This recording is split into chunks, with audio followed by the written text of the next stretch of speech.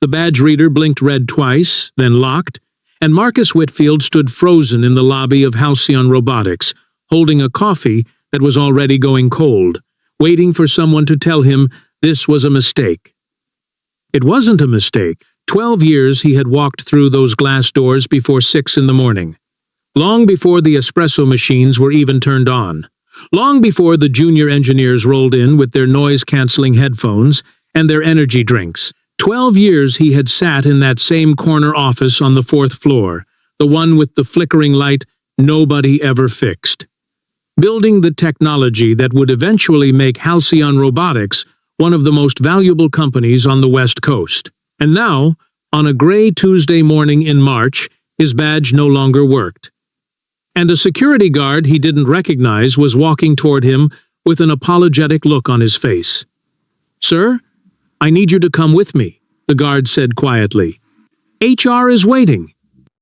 Marcus didn't argue. He never argued. That wasn't who he was. He was the kind of man who showed up early, stayed late, and said thank you to the janitor by name every single night. He was the kind of man raising a 7-year-old daughter alone, packing her lunch at 5 in the morning with one hand while reviewing code on his laptop with the other. He didn't have time to argue. He barely had time to breathe, but something about this morning felt different. Heavier.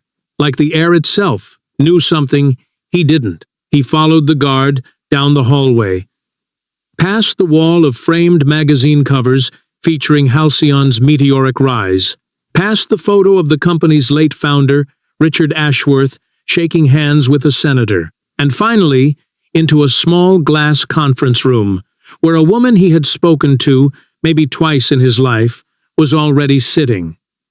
Arms folded, a single manila folder in front of her. Her name was Vanessa Cole, 34 years old. The new CEO. Sharp jawline, tailored navy blazer. The kind of confidence that came from growing up being told she was destined for greatness. She had taken over Halcyon 8 months earlier, after a boardroom coup nobody outside the company fully understood. And since then, she had made it her mission to modernize everything, which mostly meant cutting anything that didn't show up neatly on a quarterly spreadsheet. "Mr. Whitfield," she said, not looking up from her folder. "Please, sit." He sat. "I'm going to be direct with you, because I respect your time," she continued, finally meeting his eyes. "Your position has been eliminated as part of a company-wide restructuring.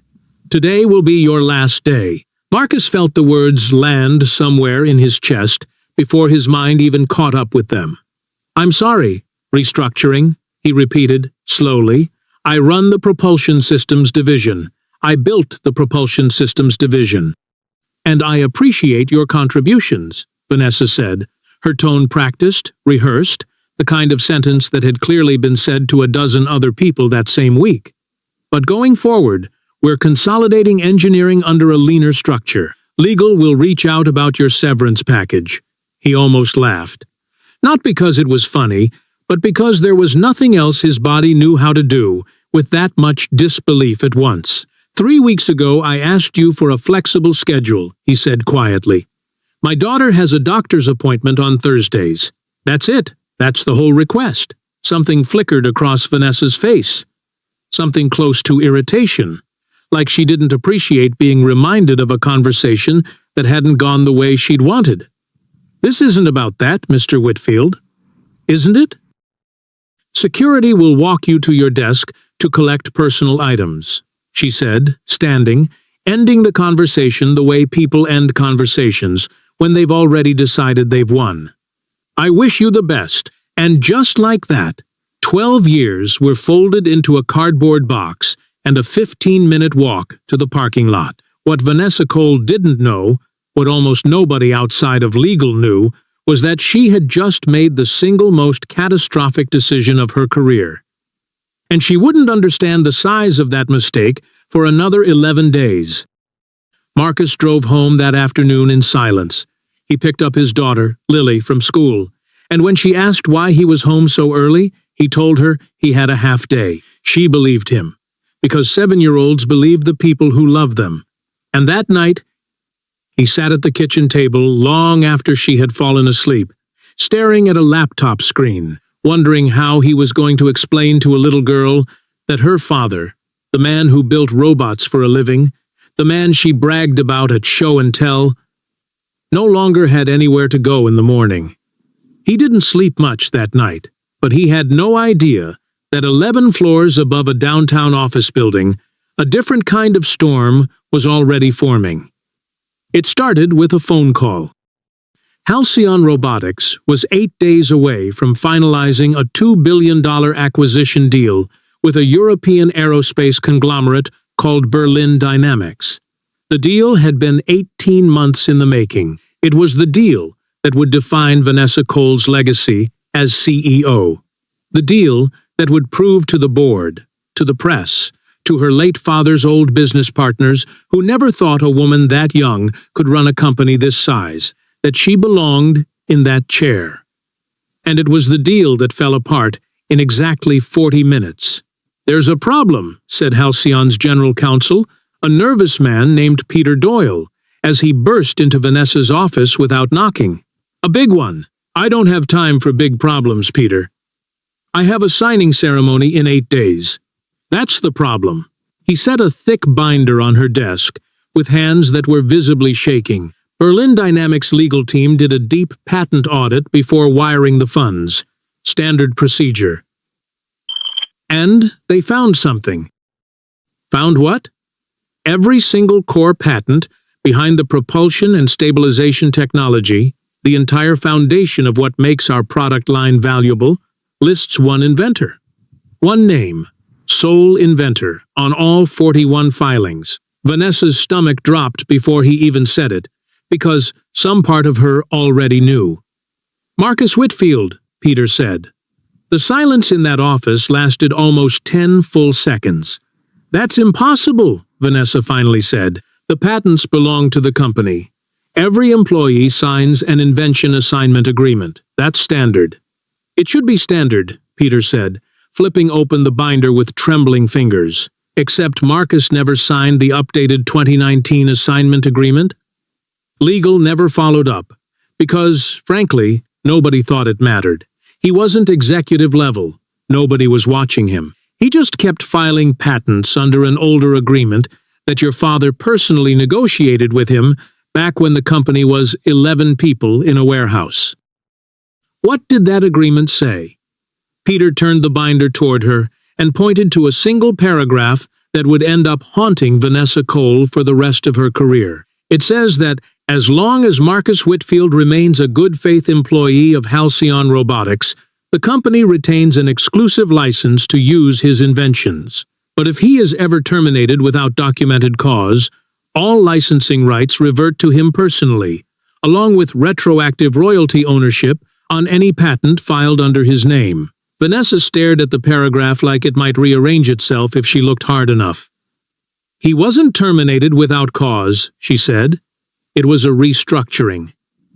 "There's no documentation," Peter said quietly.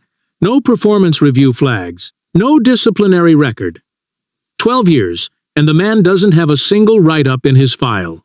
Legally, that termination reads exactly like what it was." "Which is what?" Peter hesitated before answering, because he knew this was the sentence that would end the deal. "Convenient." Vanessa sat down slowly, her mind racing through the mathematics of disaster. Without the license, Halcyon didn't own the technology Berlin Dynamics was paying $2 billion for. They owned the buildings, the brand name, the employees, the marketing decks, but the actual engineering, the thing that made their robots move, balance, and correct themselves faster than any competitor on the market, belonged entirely and legally to a single father she had personally walked out of the building 8 days earlier. She had fired the one man who could sink the biggest deal of her life. And she had done it over a request for Thursday afternoons off. "Get him on the phone," she said. "He's not answering," Peter replied. "We've tried 4 times today." Marcus wasn't ignoring them out of spite. He genuinely didn't know. He spent that entire week doing what unemployed single fathers do, which is quietly panicking while trying not to let it show on their face during breakfast. He filled out applications. He picked up Lily from school on time for the first time in years, which she loved.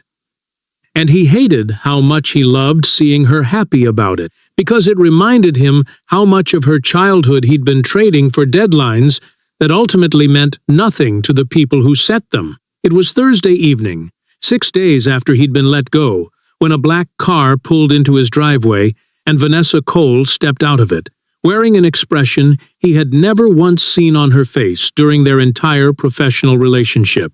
She looked scared. "Mr. Whitfield," she said, standing awkwardly on his front porch, "I need 5 minutes." "You had plenty of minutes on Tuesday," Marcus said, but he opened the door anyway, because Lily was doing homework at the kitchen table, and he didn't want an argument happening on the lawn where the neighbors could hear. Vanessa sat down across from him in his modest living room, a room that couldn't have looked more different from the marble lobby of Halcyon Robotics. And, for the first time since taking over the company, she said something that wasn't rehearsed. "I made a mistake," she said. "A massive one. And I think you already know that." Marcus said nothing. He let her sit in the discomfort of her own sentence. "The Berlin Dynamics deal is going to collapse in 7 days, unless we resolve the licensing issue on your patents," she continued. "My legal team explained everything. I know what the agreement says. I know what happens because I fired you without cause. I'm not here to threaten you or pressure you. I'm here because I was wrong. And because I need your help. And because you deserve an apology 100 times bigger than the one I'm about to give you." "Say it anyway," Marcus said quietly. Vanessa looked at him. Really looked at him. Maybe for the first time since she'd taken over the company. "I'm sorry," she said. "I judged you as replaceable, because you never asked for credit, because you never asked for a bigger title, because you just quietly did the work, while everyone else fought for recognition. I mistook your humility for weakness, and it turns out you were the entire foundation this company was built on. And I almost tore it down because I couldn't be bothered to read a 12-year-old contract." The room was quiet, except for the soft sound of Lily's pencil scratching across paper in the kitchen. "Do you know why I never signed that new agreement?" Marcus finally asked. Vanessa shook her head. "Because your father asked me not to," Marcus said. "Richard Ashworth. Back when this was a warehouse and a dream, and for investors who thought we were crazy. He told me, 'Marcus, someday, this company is going to be worth more than either of us can imagine. And when that day comes, I want you protected. Because good engineers get erased from the story the moment the money gets big enough.' He made me a promise. I kept my end of it. I just never expected to actually need it." Vanessa's eyes filled with something she hadn't expected to feel, in front of an employee she'd fired 6 days earlier. Her father had died 18 months ago, quietly, of a heart condition nobody saw coming, and she had spent every day since trying to prove she deserved the chair he left behind, without ever once wondering what he actually would have wanted her to protect. "He never told me any of that," she whispered. "He wasn't the type to talk about promises," Marcus said. "He just kept them." The negotiation that followed over the next several days wasn't a negotiation at all. Not really. Marcus didn't ask for revenge. He didn't ask for a payout designed to humiliate her publicly, though every lawyer in the building told him he legally could have.